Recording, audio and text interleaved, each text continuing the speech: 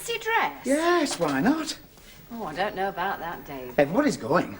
Do we have to make them? Well, the hotel will provide a few things, but we've got to improvise. Improvise? That sounds like needle and thread to me, David, and I am on holiday. It wouldn't have to be anything too elaborate. No.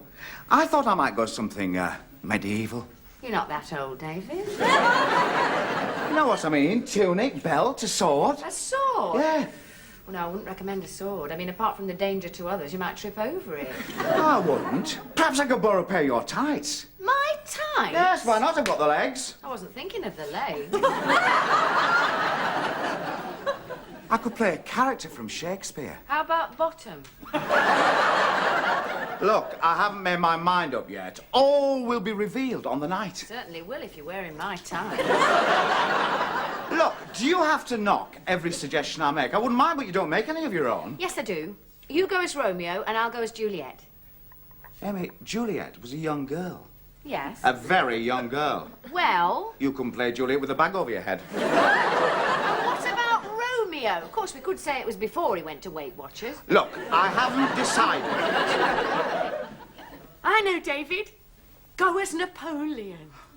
Napoleon? Yes. You're short enough. And you could keep your hand on your wallet all night. And I'll go as Josephine. No, I'm not going as Napoleon. I bet he never had a tan like this. Oh, I could borrow your earrings and go as a pirate. Oh, that's a great idea, Dave. You could go as Long John Silver. Of course, we'd have to chop your leg off, but the rest of What would you go as, the bloody parrot? No, I don't fancy you sitting on my shoulder all night, squawking pieces of eight. Don't be silly, David. I wouldn't go as a parrot. And I don't want to sit on your shoulder all night. We're supposed to mingle. No, I'd go as Jim Hawkins. Jim Hawkins was a slender youth, Amy. You'd be more convincing as a parrot. And have you noticed anything about your suggestions? We're always a pair. But we are a pair, David. Amy, the hotel organised this party so we can meet the other guests. We don't want to go in there looking like a heavily married couple. Don't we? No. I mean, they'll think we're boring. They'll avoid us. We've got to get into the spirit of the carnival. Oh, I see. It's going to be one of those sort of parties, is it? What do you mean, one of those sort of parties? I mean, the sort of party where I spend the evening in the kitchen cutting sandwiches and you turn up 2 hours later covered in lipstick. Do you remember the shoe game, David? Played it at the Coopers? Each lady puts a shoe in the middle of the floor and the gentlemen pick it up and have to find the partner. Well? You knew I was wearing open-toed sandals that night. And you picked a size 8 stiletto. It's the biggest shoe on the pile. You could have rode the Atlantic in it. And why? Because you knew it belonged to that big blonde. No, I didn't. Yes, you did. You spent all evening with her. I cut 24 rounds of egg and cress. I spent all evening with her out of sympathy, Amy. She was wearing a surgical corset. Well, what were you doing, looking for a tin opener? I felt sorry for her. She just slipped a disc. She was in great pain. She still had enough strength to pull your shirt out. No, I couldn't have danced with you. You don't dance with your own wife at those sort of parties. You have to show your individuality and mix with the people. Now, what did you wear when you won the WI fancy dress? Oh, they said it was sensational. Everybody was talking about it. That was a long time ago, David. I know, but they said it was very good. Now, what did you go as? A jar of Marmite. Well, there you are, then. Why don't you go as a jar of Marmite? No, it's very difficult to sit down when you're a jar of Marmite, and it's impossible to go to the loo. What's Linda wearing? Oh, I have no idea what Linda's wearing. Why do you have to be so obsessed with Linda all the time? I'm not obsessed with Linda all the time. I thought you were. Oh, I expect she'll hire something expensive. No, she's very imaginative. Knowing Linda, she'll probably take a few simple materials and turn out something, quite sensational. Yeah, I expect she'll wear a plastic bin liner and go as a load of rubbish. Hey, man. I've got it. Batman and Robin. No. Bonnie and Clyde. If things get dull, we could rob people. No. Nelson and Lady Hamilton. No, Amy. Have you decided yet, Robert? No. But I thought I'd try and utilise the moustache. What are you going as, a toothbrush? Of course I'm not going as a toothbrush, Linda. But, you know, if I were to comb my hair forward and get hold of a pair of shiny boots and goose-step into the dining room, who do we have? Adolf Hitler. Robert, half the guests are German. Well, do you think they're going to be amused? Well, it's a poor nation that has no sense of humour, darling. I shall be very convincing. Well, I shouldn't be too convincing, Robert. We don't want to spend the evening hiding in a bunker. All right, well, improvising with the materials to hand. Bathing cap, underwater goggles, and a white silk scarf. Voila! Who have we here? A man who, for some strange reason, is wearing a lady's bathing cap, underwater goggles, and my silk scarf. Oh, Linda. Biggles. Biggles? Half the guests won't even have heard of Biggles. Besides, I think we should dress to complement the entertainment. Entertainment? Yes, the hotel likes the guests to get up and entertain. There's even a prize. I said we'd do something. What do you suggest? Well, I shall sing, of course. You're going to sing? Yes. Something wrong? No. Well, and you can recite. Recite? Yes, the green eye of the little yellow god. Now, it went very well at Christmas. No, it didn't. Everyone laughed. Oh, weren't they supposed to? Of course they weren't supposed to, darling. This chap steals a jewel from the idol for his girlfriend, who turns out to be not that bothered. He gets a dagger in him on the night of the ball. She discovers the body. That can't have been very pleasant. And he ends up buried somewhere to the north of Kathmandu with a broken-hearted woman tending his grave. Does that sound funny to you? Not when you put it like that. I did put it like that. And Uncle Arthur laughed so much he had to be carried outside. Well, I'm sure the Germans won't laugh. They take these things more seriously. I don't think I can remember the lines. Oh, yes, you can. Go on, try. There's a little yellow idol to the north of Kathmandu. There's a little marble cross below the town. There's a broken-hearted woman tends the grave of Mag Carew. You're smiling, Linda. No. Carry on. There's a little yellow idol to the north of Kathmandu. There's a little marble cross below the town. There's a broken-hearted woman tends the grave of Mad Carew, while the yellow god forever gazes down. Boom, boom. Not funny, David. Sorry. He was known as Mad Carew by the subs of Kathmandu. He was hotter than they felt inclined to tell. I can't practice in here. He was known as Mad Carew by the subs of Kathmandu. What was all that about? Well, Robert's rehearsing for the entertainment. Oh. Are you going to do anything, David? Well, I hadn't really thought about it. I suppose, of course, I could have given him a song. But... David, do you sing? Well, I haven't done for a number of years, but fortunately I do have perfect pitch. Perfect pitch. It was mainly operatic in those days. They said it was a tragedy when I gave it up.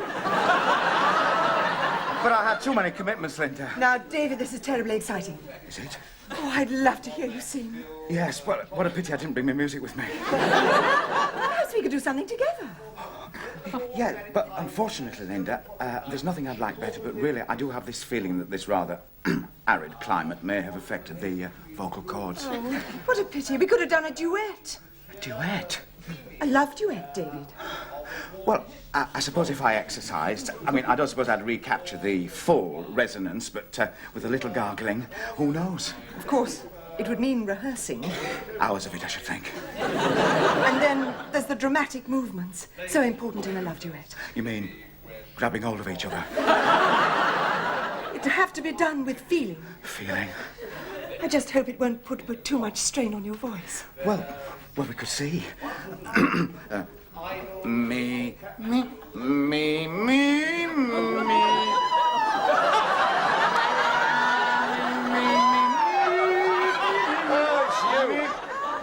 I thought someone was strangling a cat. Me.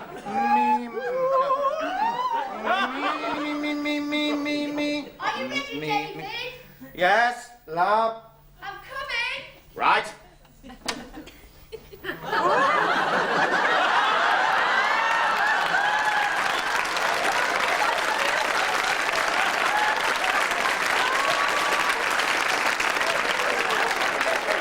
do you think, David? Oh, it's very good, Anne.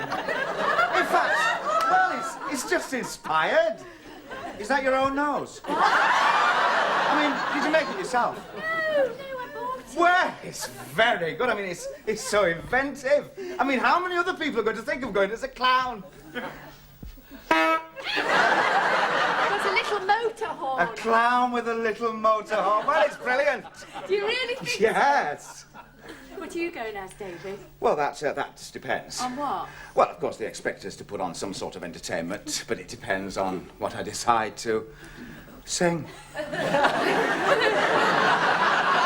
going to sing? What's so funny? Well, you can't sing. Of course I can sing.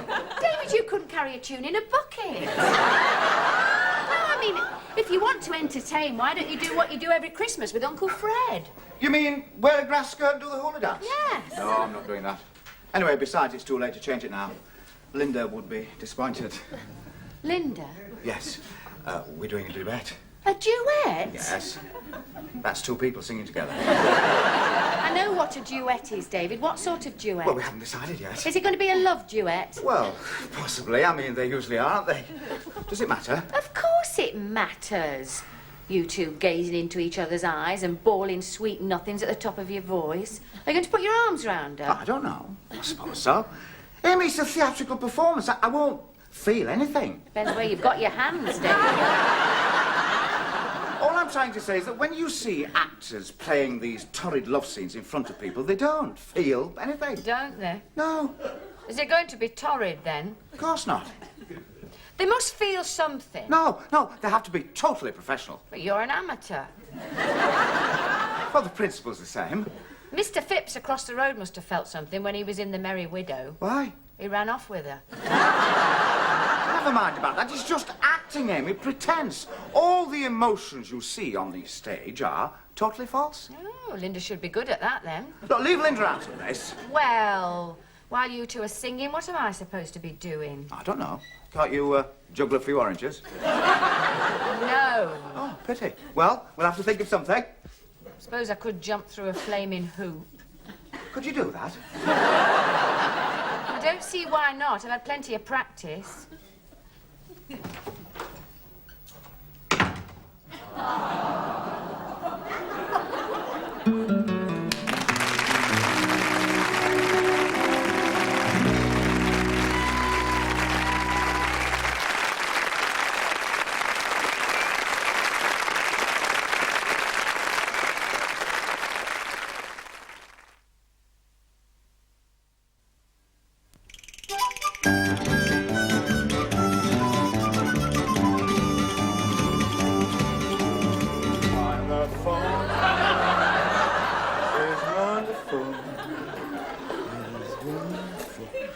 You'll find, no, you'll find that falling in love is what? No, wonderful is wonderful.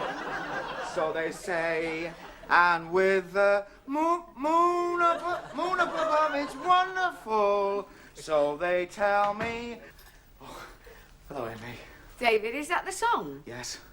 Well, let me tell you something. You have got nothing to worry about. Yeah. No, they always say if you can't sing, wear a big hat. Thanks very much. Where are you going? We're going to try and get another rehearsal in before the performance, so I probably won't see you until later. Are you going to eat? Of course not. You don't eat before the show. Don't you? No, too much adrenaline flowing, Amy. You eat afterwards when you're unwinding, and then, of course, then anything goes. Does it really? Do you like a crisp? Here's a cheese and onion. Are they? I can't eat onion. You can't sing into another person's face when you've been eating onions. Sorry, David. Well, good luck and don't trip over your spurs. No, don't say that, Amy. What? Good luck. We don't say that in the business. Why not? It's unlucky. You're supposed to say, break a leg. Well, you probably will. All right. Break a leg. In fact, break both legs and break your neck. I hope you have all the luck in the world. Aren't you going to get changed? Yeah. Bring on the clowns, eh, David? Well, at least I'll be dressed for the occasion, won't I? What do you mean? Well, I'm the biggest clown around here. They say they're falling.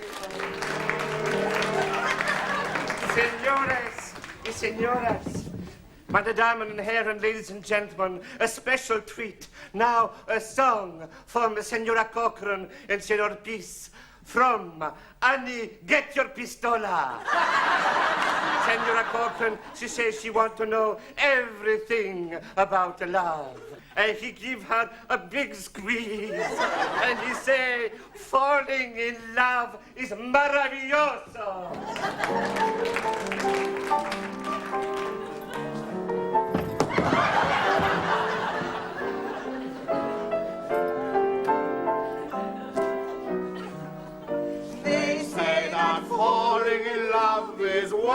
wonderful. It's wonderful. So they say. And we're not good love. It's wonderful. It's wonderful. So they tell me. I can't recall who said it. I know I never read it. I only know they tell me that love is And the thing that's known as romance is wonderful, wonderful in every way. So they say. Your house one morning, and without any warning, you're stalking people shouting that love is grand. And to hold a girl in your arms is wonderful, wonderful in every way. So they say.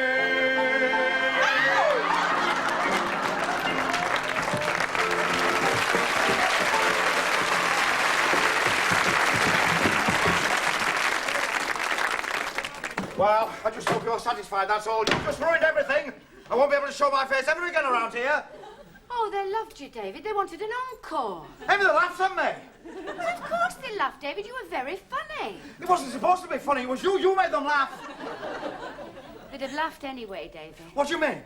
Well, at least now they think it was intentional. I mean, you look ridiculous. Clumping around in those spurs like Wyatt Earp with a hernia. And that voice. What's wrong with my voice? Well, there's only one thing to be said in its favour. It wasn't as bad as hers. What are you talking about? Linda's a very fine singer with a great deal of experience. That voice has been heard all over the home counties.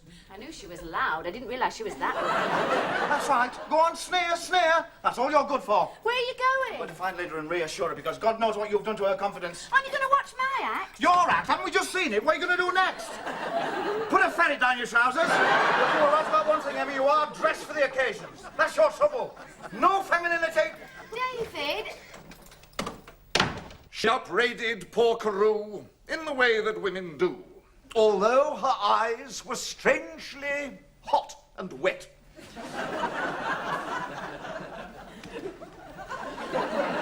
She did not take the stone, and Carew was left alone with the jewel that he chanced his life to get. Pum, pum. Any more of that, and there's going to be trouble. When the ball was at its height, on that still and tropic night, she thought of him and hastened to his room. As she crossed the barrack square, she could hear the dream ear of a waltz softly stealing through the gloom.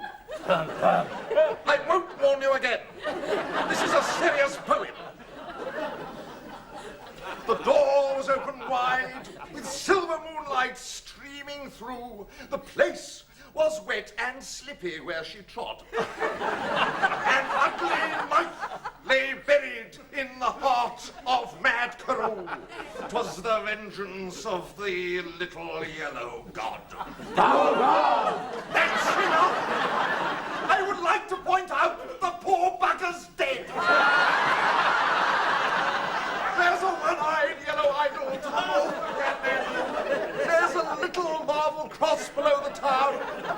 There's a broken-hearted woman tends the grave of mad Carew, while the yellow god forever gazes down.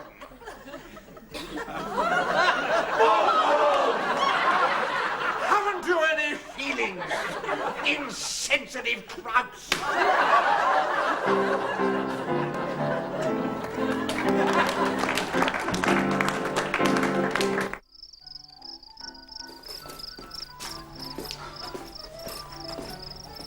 Linda, David? Robert's gone to his room. They laughed at him. They laughed at us, David. No. They laughed with us, Linda. I'll never forgive Amy, never. But you were magnificent. I don't care. Do you think so? I've never heard your fine voice. Didn't you hear that applause? All I can remember was the sound of that laughter ringing in my ears. They loved you, Linda. In fact, you probably won a prize. Prize? A star was born tonight, Linda. Oh, David. And look at the sky. Stars like diamonds, and none brighter than you, Linda.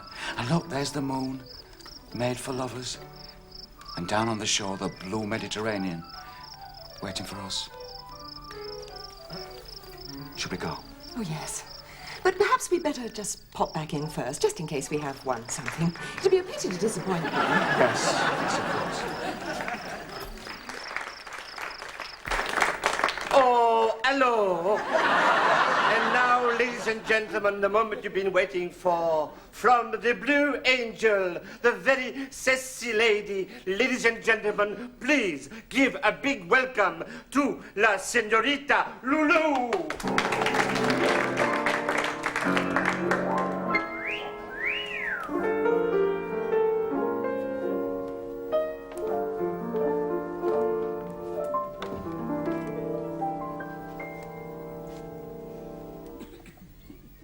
Falling in love again, never wanted to. What am I to do? I can't help it. Love's always been my game, play it how I may. I was made this way, I can't help it. Men cluster to me like moths around the flame.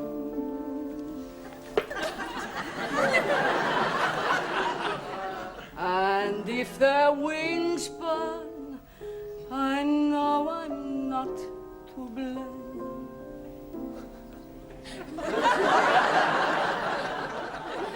Falling in love again, never wanted to.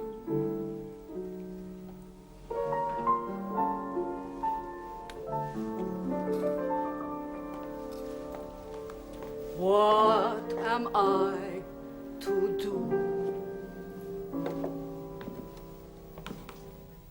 I can't help it.